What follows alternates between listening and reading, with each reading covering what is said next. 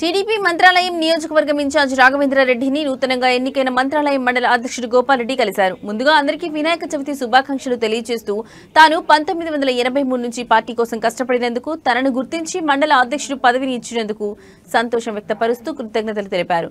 Party అధిష్టానం ఆదేశించిన ప్రతి కార్యక్రమాన్ని మండలంలో విజయవంతంగా చేస్తానని వారు తెలిపారు.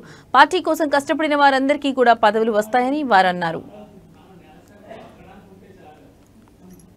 నాకు అవకాశం ఇచ్చిన హైదరాబాద్ తీసుకుపోయి నన్ను పార్టీ ఆఫీస్ చంద్రబాబు దగ్గరికి వెళ్ళడం జరిగింది. ఆ తర్వాత కొన్ని కారణాల వల్ల నేను పార్టీలో అట్లే ఉన్నాను. ఆ తర్వాత స్థానాన్ని సంపాదించినటువంటి రాఘవేంద్ర రెడ్డి గారి సంవత్సరంలో వాళ్ళ కుటుంబానికి నేను రుణపడి ఉన్నాను.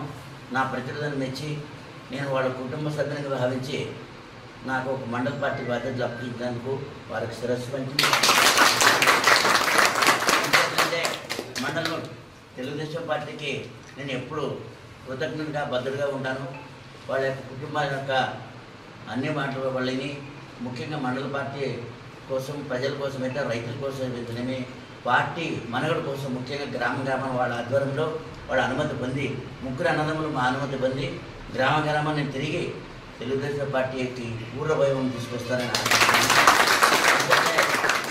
ఇప్పుడుంటే మీరంతా నాయకులు కూడా నాకు చాలా కాలం నుంచి తెలుసు.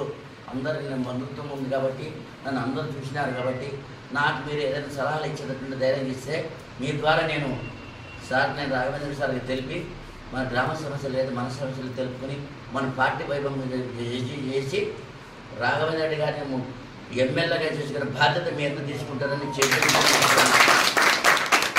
బాధ్యత గొప్పతనం కాదు, పని చేసినప్పుడే గొప్పతనం కనపడుతుంది. కాబట్టి నేను భద్రుగా ఉండి శిరస్సు వంచి వాళ్ళకి పనిచేస్తాను. ఎందుకంటే నాకన్నా చిన్నవాళ్ళకి మనకన్నా వయసులో చిన్నవాళ్ళకి పాదాబంధనం చేస్తే హౌస్ తగ్గిపోతుందట. కాబట్టి వాళ్ళు బాగుండాలి కాబట్టి నేను శిరస్సు వంచి నేను భద్రమై ఉండి నేను ఏదైనా తప్పు చేసినా మీ కుటుంబ సభ్యులు చెప్తే నేను సర్దించుకుంటాను, ప్రజలకు సేవ చేస్తాను. ముఖ్యంగా తెలుగుదేశం పార్టీకి రాఘవేంద్ర రెడ్డి సార్ గెలుపు కోసం నేను సర్వ విధాలకు కంగణం కట్టుకుని పనిచేస్తానని ప్రమాణం చేస్తున్నాను.